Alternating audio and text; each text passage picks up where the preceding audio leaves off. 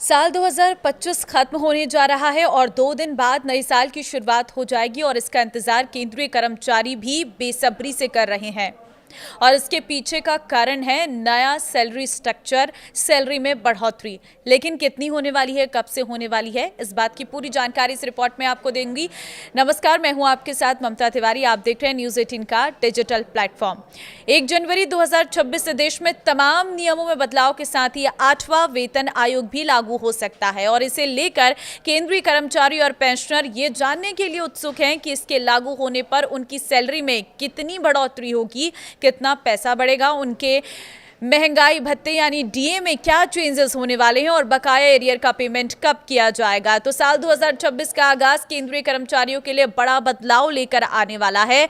अभी लागू 7वां वेतन आयोग साल के आखिरी दिन यानी 31 दिसंबर 2025 को खत्म हो रहा है और केंद्र सरकार द्वारा मंजूर किया गया 8th पे कमीशन 1 जनवरी 2026 से लागू होने वाला है। हालांकि इसे लेकर आधिकारिक सिफारिशों का अभी थोड़ा इंतजार करना होगा, लेकिन इसे लेकर चर्चाओं का बाजार पूरी तरह से गर्म है।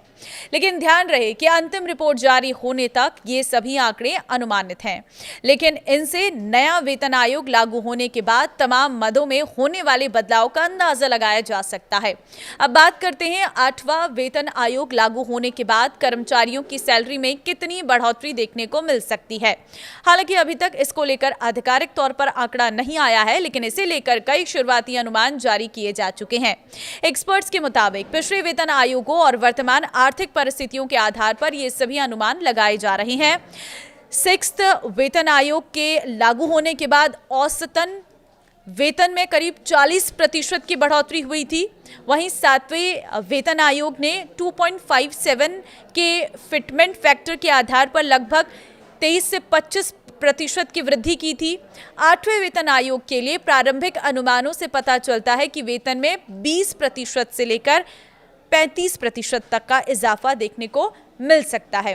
सैलरी तय करने में अहम माने जाने वाले फिटमेंट फैक्टर 2.4 और 3.0 के बीच रहने की उम्मीद है।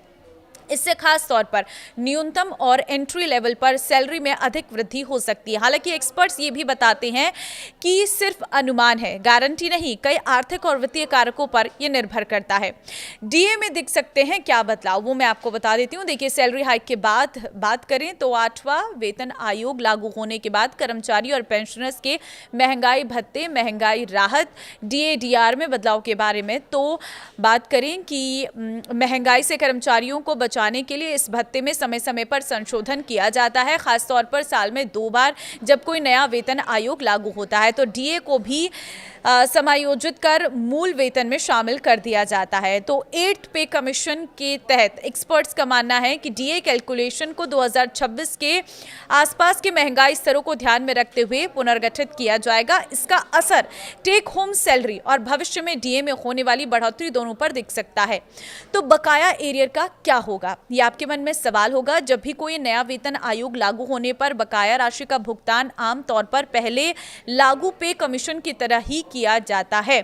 मतलब कर्मचारियों को बढ़ा हुआ वेतन भुगतान भले ही बाद क्यों ना हो, लेकिन इसकी गणना वेतन आयोग लागू होने की तारीख से ही की जाती है।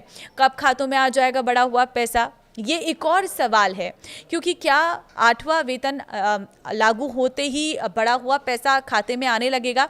तो इस पर एक्सपर्ट्स का कहना है कि वास्तविक वेतन संशोधन और बकाया राशि मिलने में समय लग सकता है और पहले वेतन आयोग की तरह कर्मचारी और पेंशनर्स को इंतजार के लिए तैयार रहना चाहिए। एक्सपर्ट्स का कहना है कि जिस तरह 7वें पे कमीशन को जनवरी 2016 से लागू हो गया था, लेकिन कैबिनेट की मंजूरी उसे साल जून में मिली थी और बकाया राशि का भुगतान बाद के महीनों में किया गया था, ठीक उसी तरह से इस बार भी हो सकता है। लेकिन ये ज़रूर है कि 2026 सभी केंद्रीय कर्मचारियों के लिए बढ़ी हुई सैलरी का तोहफा लेकर आया है। तो अब कितने % की बढ़ोतरी होगी ये मार्केट देखकर होगा और महंगाई देखकर किया जाएगा। लेकिन इतना ज़रूर है कि सैलरी बढ़ेगी और बढ़ा हुआ वेतन इसी साल से आपके खाते में आना शुरू हो जाएगा। आप क्या उम्मीद लगा रहे हैं, मुझे कमेंट में अपनी राय ज़रूर दें।